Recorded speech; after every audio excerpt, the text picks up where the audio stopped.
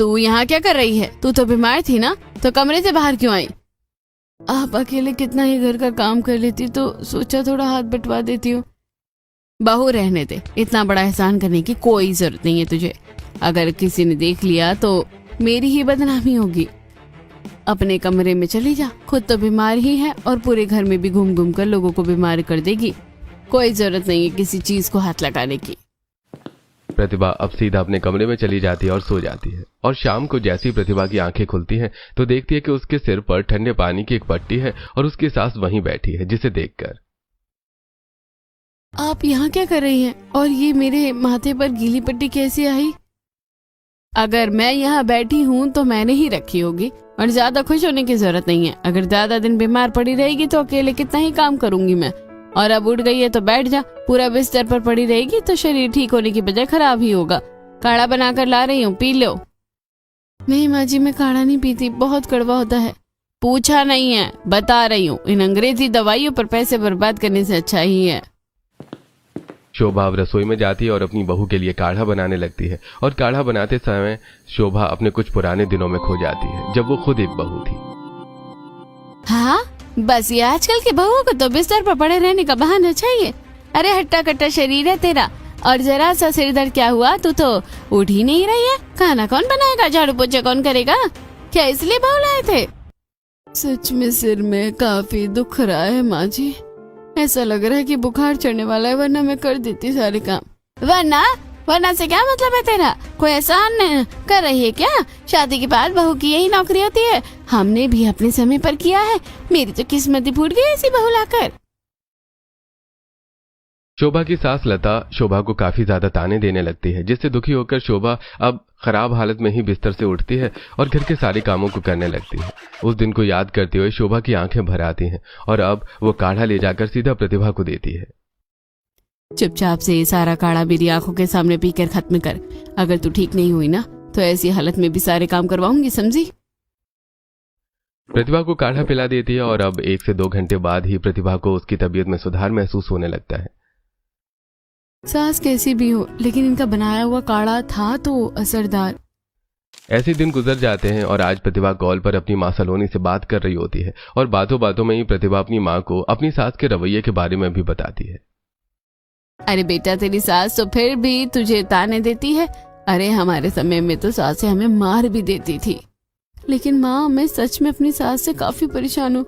उन्हें तो बस मुझे ताने देने का मौका चाहिए, उन्हें कोई परवाह नहीं है मेरी। अरे बेटा, जो हमेशा डांटते हैं, ताने देते हैं ना, उन्हें ही तुम्हारी सबसे ज्यादा परवाह होती है, समझी? प्रतिभा अपनी माँ से कॉल पर बात कर ही रही होती है कि तभी वहाँ शोभा आ जाती है। हो गई अपनी माँ से मेरी बुराइयाँ, या और करनी है अभी? नहीं माँ जी, मैं आपकी बुराई क्यों करूंगी? वो तो बस तेरी सास हूँ मैं। ये बाल ऐसे ही सफेद नहीं हुए हैं, दुनिया देखी है मैंने। अब बात हो गई है तो जाकर बाहर से सब्जी ले आ। प्रतिभा अब जल्दी से कॉल कट करती है और बाहर मंडी में सब्जी लेने चली जाती है। और ऐसे कुछ दिन गुजर जाते हैं। प्रतिभा और अजय की शादी को तकरीबन 2 महीने होने को आ चुके थे, लेकिन इन 2 महीनों में भी अजय प्रतिभा को कहीं घुमाने नहीं ले गया था। इसके चलते आज दोनों मियाँ बीवी की काफी बहस होती है। तुम्हारे पास तो दुनिया जहाँ के लिए टाइम है, सिवाय मेरे लिए छोड़कर। अरे छुट्टी के दिन भी कोई ना कोई काम होता है। प्रतिभा की बहस बढ़ती जा रही थी और उनकी आवाज सुनकर अब शोभा गुस्से में कमरे में आती है। क्या शोर मचा रखा है तुम दोनों ने? गली तक आवाज आ रही है, क्या हो गया? समझाओ अपनी बहू को, जब देखो घूमने ले चलो यही करती रहती है। और ये किस तरह से बात कर रही है मुझसे? इसे तो तमीज ही नहीं है कि पति से बात करने की। हमारे समय में हम पतियों से ऊंची आवाज में बात तक नहीं करते थे। इसमें कोई संस्कार नहीं है। बहू, जाकर काम कर।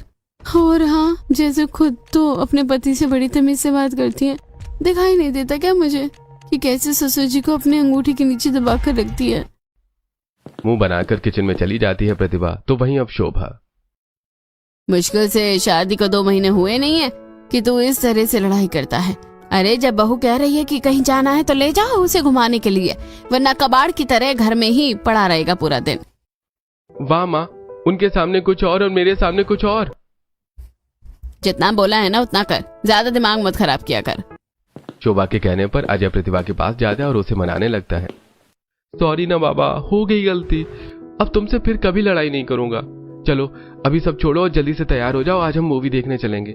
अजय की बात सुनकर प्रतिभा काफी खुश होती है और अब जल्दी से तैयार होकर मजे के साथ मूवी देखने चली जाती है। तो वहीं दूसरी तरफ, अरे वैसे तुम इतनी बुरी हो नहीं जितनी बन रही हो, आखिर तुमने बहू का दिल खुश कर ही दिया। ज्यादा बोलने की जरूरत नहीं है, चाय पी लो, ठंडी होगी तो गर्म करके नहीं लाऊंगी दोबारा। शोभा की बात सुनकर कमलेश चुपचाप से चाय पीने लगता है और वहीं अब शोभा को एक बार फिर से अपने बीते कल की झलक दिखाई देती है। अरे शर्म नहीं आती तुझे? अपने माँ बाप के सामने अपनी बीवी को घूमने के लिए ले जा रहा है। अगर ये घूमने जाएगी तो घर के काम कौन करेगा? तो क्या हो गया, इसका भी तो कहीं बाहर जाने का मन करता होगा, पूरा दिन बस घर के कामों में ही लगी रहती है। तो ये नहीं करेगी तो कौन करेगा? रात में कमरे में साथ सोते हो, इतना काफी नहीं है? राम राम, आजकल की औलादों को तो शर्म ही नहीं है। लता की सोच काफी ज्यादा रूढ़िवादी थी। उसने हमेशा से शोभा को कामों में ही उलझाए रखा था। बेचारी शोभा के पास खुद के लिए भी 10 मिनट तक नहीं होते थे। उन्हीं चीजों को याद करते हुए शोभा काफी दुखी होती है। तो वहीं आज शोभा का अपनी बहू के लिए एक अलग रवैया देखकर काफी हैरानी भी होती है। क्या शोभा सच में दिल से बिल्कुल अपनी सास की तरह ही है या कोई और बात है? इसे जानने के लिए आइए कहानी में आगे बढ़ते हैं। अरे शोभा की बहू को देखा? उस दिन जीन्स टॉप कैसे पहनकर मटक कर जा रही थी अपने पति के साथ। अरे ये तो कुछ भी नहीं है, मेरी बेटी ने तो इसकी छोटे छोटे कपड़ों में भी फोटो दिखाई थी जो इसने फोन में डाल रखी है ऐसे फोटोज। पार्क में बैठी मनोरमा और शारदा प्रतिभा की बुराई कर रही होती है कि तभी वहां एकदम से शोभा आती है और अपनी बहू की बुराई सुनकर, मेरी बहू की बिना बुराई करे तुम औरतों का पेट नहीं भरता। अरे मेरी बहू के पहनावे को लेकर क्या बोल रही हो तुम? खुद की बेटी को देखा है? कपड़े कम, चड्डी बनियान ज्यादा दिखता है। जिनके घर शीशे के होते हैं ना, वो दूसरों के घरों पर पत्थर नहीं मारते। शोभा की ऐसी बातें मनोरमा और शारदा का मुंह बंद करने के लिए काफी थी। तो वहीं शोभा जैसे ही घर आती है, आज के बाद से उसे मनोरमा और शारदा से बात करने की कोई जरूरत नहीं है, समझी तू? लेकिन क्यों माँ जी, उनसे तो मेरी काफी अच्छी बोलचाल है। अपनी बोलचाल अपने पास रख। कोई लड़ाई हो गई है मेरी उनसे, अगर अब मैंने तुझे उनसे बात करते हुए देख लिया ना, तो मुझसे बुरा कोई नहीं होगा। मेरा तो लोगों से बात करना भी इन्हें पसंद नहीं है। प्रतिभा अपनी सास से काफी ज्यादा चिड़चिड़ी रहने लगी थी। तो वहीं आज प्रतिभा की एक सहेली एकता उससे मिलने के लिए घर आती है और जब प्रतिभा उसे सारी बात बताती है तो, यार तेरी बातें सुनकर तो ऐसा लग रहा है कि तेरी सास मुझे बिल्कुल भी पसंद नहीं करती। लेकिन उन्होंने उस दिन तुझे दवाई देना, तेरे लिए काढ़ा बनाना, ये सब सुनकर ऐसा लग रहा है कि उनके दिल में तेरे लिए थोड़ा तो प्यार है।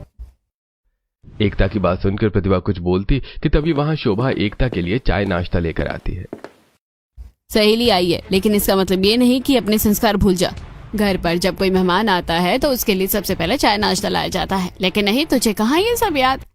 प्रतिभा को ताना देकर शोभा चाय नाश्ते की प्लेट रखकर वहां से चली जाती है, जिसे देखकर एकता, यार तेरी सास सच में कितनी अच्छी है, वरना मेरी सास है, जब भी कोई मेरा मेहमान आता है ना तो उसे तो मेरी सास पानी तक नहीं देती।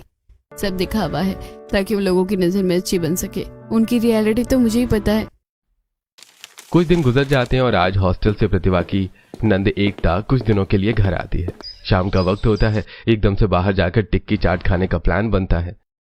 भाभी क्यों ना आइसक्रीम भी खाए, वहीं पर एक कॉफी की शॉप भी है, आज आप मेरी फेवरेट आइसक्रीम ट्राई करना।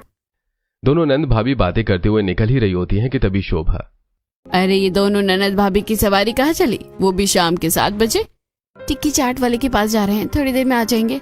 तुम दोनों का दिमाग तो खराब नहीं हो गया है? घर में खाना बन रहा है और तुम दोनों बाहर जाकर टिक्की चाट खाना चाहती हो, वो भी इस वक्त? कोई कहीं नहीं जाएगा, मंगवाना है तो घर पर मंगवा लो।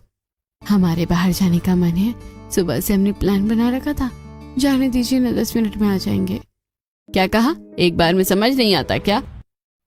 शोभा की बात सुनकर प्रतिभा का मुंह बनता है और वो सीधे कमरे में चली जाती है। इसे देखकर, भाभी क्या हुआ आपको? होना क्या है? वो तो मेरे सांस लेने पर भी पाबंदी लगा दे। बुरा मत मानना, लेकिन तुम्हारी माँ सिर्फ तुम्हारे लिए अच्छी होगी, मेरे लिए बिल्कुल भी अच्छी नहीं है। इससे बात मत करो, यहाँ मत जाओ, ये मत करो। मेरी तबीयत भी खराब होने पर भी जब भी वो मुझे दवाई देती है ना, तो यही कहती है कि इसे खाकर जल्दी ठीक हो जा, वरना घर के काम कौन करेगा। हमेशा हर चीज में उनका मतलब छुपा होता है। इससे अच्छी तो जुटाने की किस्मत थी। अगर ऐसा ही रहना है ना, तो मैं भी इस घर को छोड़ दूंगी। ऐसा आपको लगता है, लेकिन आपको कुछ नहीं पता ना। माँ को आपकी फिक्र है, इसलिए उन्होंने बाहर जाने से आपको रोका। मेरे दिमाग से निकल गया था, जहाँ टिक्की चाट वाले की दुकान है ना, वहीं एक शराब का ठेका है और शाम में वहाँ जाना बिल्कुल ठीक नहीं है। चलो ठीक है, मान जाती हूँ तुम्हारी बात, लेकिन बाकी चीजों का क्या? लगता है अब आपको पूरी बात बतानी पड़ेगी।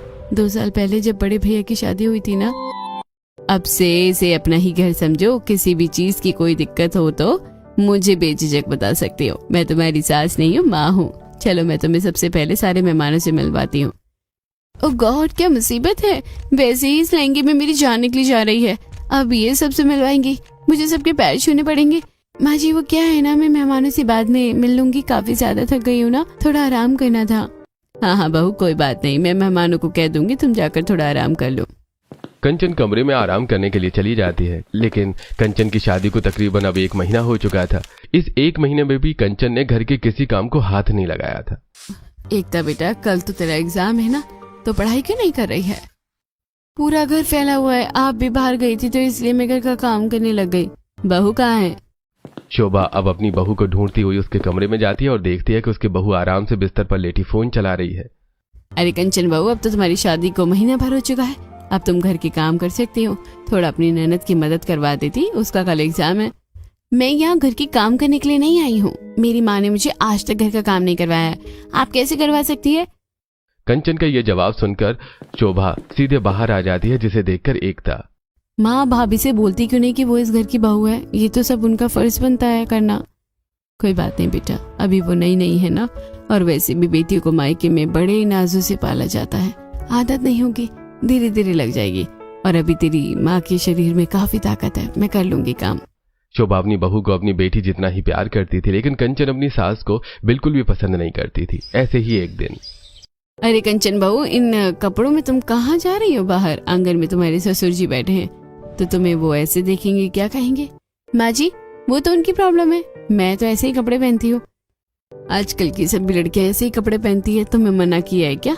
लेकिन थोड़ा देख कर पहनो।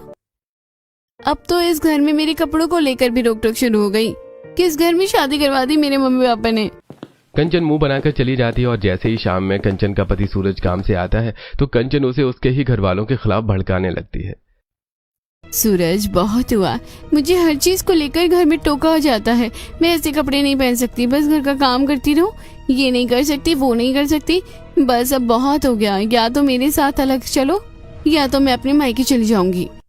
इन बातों को सुनकर अब सूरज उसके साथ घर छोड़ने के लिए राजी हो जाता है, और जब यह बात शोभा और बाकी घर वालों को पता चलती है तो, अरे इस तरह घर छोड़कर कौन जाता है? तुम इस घर की इज्जत हो, लोग क्या कहेंगे? हाँ भाभी, और माँ तो आपसे घर का कुछ काम ही नहीं करवाती है, सारा काम तो माँ ही संभालती है, तो फिर आपको क्या दिक्कत है? एक माँ को उसके बेटे से अलग मत कर, भगवान के लिए रुक जा। सूरज मैं बाहर वेट कर रही हूँ, जब ये मेलोड्रामा खत्म हो जाए तो तुम आ जाना। पैसे भिजवाता रहूंगा, और वैसे भी कल को हमारा भी परिवार बढ़ेगा, कब तक इस छोटे से घर में रहेंगे? चलिए मैं चलता हूँ, आता रहूंगा बीच बीच में। कंचन सूरज को अपने साथ ले जाती है और देखते देखते शोभा का परिवार टूट जाता है। और जब ये सारी बात प्रतिभा को पता चलती है तो, भाभी ने सही नहीं किया, लेकिन इसका मतलब ये थोड़ी ना है कि माँ जी अपनी दूसरी बहू को इतना टॉर्चर करेगी। ऐसे ही अब कई दिन गुजर जाते हैं और आज प्रतिभा के मेल पर उसे एक बड़ी कंपनी से इंटरव्यू के लिए लेटर आता है, जिसे देखकर प्रतिभा जहां खुश होती है तो वहीं काफी ज्यादा घबराई भी होती है। अजय मुझे डर लग रहा है, पता नहीं मेरा इंटरव्यू क्लियर होगा भी या नहीं। तुम्हें एक बार जाकर देखना चाहिए, तुम बिना इंटरव्यू दिए कैसे घबरा सकती हो? इंटरव्यू को लेकर काफी ज्यादा नर्वस हो रही थी कि तभी वहां शोभा आती है और प्रतिभा को देखकर, बेटा ऐसा कुछ नहीं होने वाला, आजकल की बहुएं पढ़ लिख कर नौकरी करके कितना आगे बढ़ गई है, ससुराल वालों को कहां से कहां ले गई है। लेकिन कुछ ऐसी बहुएं भी है जो बस घर पर बैठना चाहती है। ताना सुनकर प्रतिभा को काफी बुरा लगता है और वो अगले दिन इंटरव्यू देने के लिए जाती है और काफी अच्छी तरीके से अपना इंटरव्यू क्रैक भी कर लेती है। मुझे तो पता था कि मैं इंटरव्यू क्लियर कर ही लूंगी, वैसे अगर माँ जी मुझे वो ताना नहीं देती ना तो मैं यहाँ कभी नहीं आती। चलो उनके ताने से सही, लेकिन मेरा इंटरव्यू तो क्लियर हो गया। कंचन काफी ज्यादा खुश होती है और अब ऐसे ही 2 दिन गुजर जाते हैं। अच्छा ठीक है, तो फिर कल मैं आपको लेने के लिए आ जाऊंगा रेलवे स्टेशन पर। कोई आ रहा है क्या गांव से? हाँ, वो कुछ दिनों के लिए माँ आ रही हैं। हे भगवान, मैं क्या करूं? सास के नाम से ही शोभा काफी ज्यादा घबराने लगती है और अगले दिन कमलेश अपनी माँ लता को लेने के लिए जाता है। थोड़ी देर में लता कमलेश के साथ घर आ जाती है, जिसे देखकर शोभा अब जल्दी से अपने सिर पर पल्लू रखती है और अपनी सास के पैर छूने लगती है कि तभी लता शोभा की कमर पर चोटी काटते हुए, ढंग से पैर छू। 4 दिन शहर में क्या रह गई, पैर छूना तक भूल गई क्या? और ये तेरी बहू ने सर पर पल्ला क्यों नहीं रखा? प्रतिभा, सर से घूंघट नहीं हटना चाहिए, ढंग से घूंघट करो और अपनी दादी सास के पैर छुओ। जल्दी से सिर पर पल्लू करती है और जल्दी से अपनी दादी सास के पैर छूती है। अरे आप सब पैर ही छूते रहोगे क्या? नाश्ते का आपने बंदोबस्त किया या नहीं? बहुत जोरों की भूख लग रही है। लता सोफे पर जाकर आराम से बैठ जाती है तो वहीं शोभा प्रतिभा को जल्दी से किचन में ले आती है। हड़बड़ी में नाश्ते की तैयारी करने लगती है, जिसे देखकर प्रतिभा, अरे माँ जी इतना घबराई हुई क्यों है? और दादी जी ने इन्हें चूटी क्यों काटी कमर पर? और उन्होंने कुछ बोला क्यों नहीं? प्रतिभा, ये चाय नाश्ता ले जाकर अपनी दादी सास को दे दे, और हाँ, जब तक वो चाय नाश्ता ना कर ले वहीं पर खड़ी रहना, और उनके करते ही उनके झूठे बर्तन फौरन उठा देना। जब से लता आई थी तब से शोभा काफी ज्यादा घबराई सी रहने लगी थी, जिसे प्रतिभा भी नोटिस करती है। तो वहीं रात में अपनी दादी सास को खाना परोसकर जैसे ही प्रतिभा दूसरी चेयर पर बैठने जाती है कि तभी लता चेयर पीछे खींच लेती है, जिससे प्रतिभा सीधा नीचे गिरती है। दादी जी, आपने कुर्सी क्यों पीछे खींची? अकल में ढेमचा दिमाग नहीं है क्या कि घर की बहू है, सासू के साथ बैठकर खाना नहीं खाती है? शोभा बहू, तूने इसे कुछ भी नहीं सिखाया है, जैसे खोती वैसे ही अपनी बहू को भी बना दिया। प्रतिभा, अपने कमरे में जाओ और आइंदा बड़ों के साथ बैठने की कोई जरूरत नहीं है, समझी तुम? मैं तो माँ जी के बगल में ही बैठकर खाना खाती थी, लेकिन उन्होंने तो मुझे पहले कभी नहीं बोला। प्रतिभा जल्दी से उठती है और सीधे अपने कमरे में चली जाती है। तो वहीं अगले दिन जब प्रतिभा ऑफिस के लिए तैयार होकर जा रही होती है तो उसे देख लता, अरे ओ बहुरिया, ये कैसे कपड़े पहन कर जा रही है तू बाहर? अब लाज शर्म का घूंघट हटाने के साथ साथ तन पर से भी साड़ी भी हट गई क्या? अरे माँ जी, वो इसके घर वालों पर थोड़ा सा कर्ज है ना, तो उसे चुकाने के लिए छोटी सी नौकरी करती है, शाम से पहले आ जाती है। अब वहाँ पर साड़ी सूट पहनने नहीं देते, इसलिए ऐसे कपड़े पहनती है। बाप का कर्ज चुकाना बेटों का काम होता है, बेटियों का नहीं। आज के बाद ये बहू नौकरी पर नहीं जाएगी। लेकिन दादी जी, मैंने बहुत मुश्किल से ये जॉब हासिल की है। मैंने कहा ना, समझ नहीं आया तुझे? जा अपने कमरे में। प्रतिभा बहू, माँ जी ने मना कर दिया ना, नहीं करनी जॉब, जा अपने कमरे में। अपनी दादी सास के आने के बाद प्रतिभा अब और ज्यादा परेशान होने लगी थी, और आज प्रतिभा जब चाय दे रही होती है कि तभी थोड़ी सी चाय लता के कपड़ों पर गिर जाती है। इसे देखकर लता, पूरी 10,000 की साड़ी खराब कर दी। लगता है अब तेरे साथ ही वही करना पड़ेगा जो अपनी बहू के साथ क्या करती थी मैं।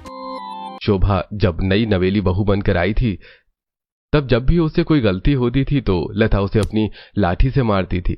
इससे पहले लता प्रतिभा पर अपनी लाठी उठाती कि तभी शोभा उसकी लाठी पकड़ लेती है। जितना अत्याचार करना था आपने मुझ पर कर लिया। खबरदार अगर मेरी बहू का हाथ भी लगाया तो, वरना मुझसे बुरा कोई नहीं होगा। तेरा दिमाग तो नहीं खराब हो गया है? ये किस तरह से बात कर रही है तुम मुझसे? भूल गई कि मैं तेरी सास हूँ? अगर आप मेरी सास है तो मैं भी इसकी सास हूँ, और कोई मेरी बहू को नुकसान पहुंचाए या तकलीफ दे ये मुझे पसंद नहीं।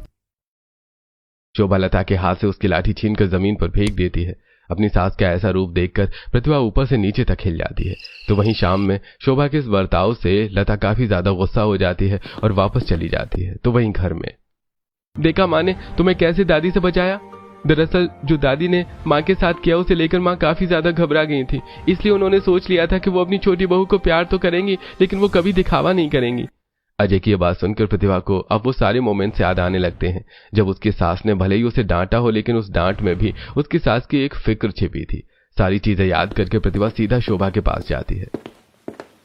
माँ जी, मैं कितनी बड़ी मूर्ख थी। हमेशा आपकी डांट और तानों को देखा, लेकिन उसका छुपा हुआ आपका प्यार और फिक्र नहीं देखी। मुझे अगर आप वैसे ताने नहीं देती तो मैं कभी भी उस जॉब को हासिल नहीं कर पाती। आपने सच में मेरे लिए बहुत कुछ किया है। मुझे पता था कि आप अंदर से इतनी परेशान हैं। मैंने आपको बहुत गलत समझा। सच कहूँ तो प्रतिभा, मुझे भी नहीं पता था कि तू इतनी अच्छी होगी।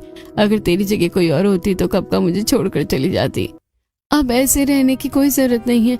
अब हम दोनों बिल्कुल माँ बेटी की तरह बनकर रहेंगे। आज पहली बार शोभा प्रतिभा को अपने सीने से लगाती है और उस दिन के बाद से दोनों सास बहू एक माँ बेटी की तरह प्यार से एक दूसरे के साथ रहती हैं।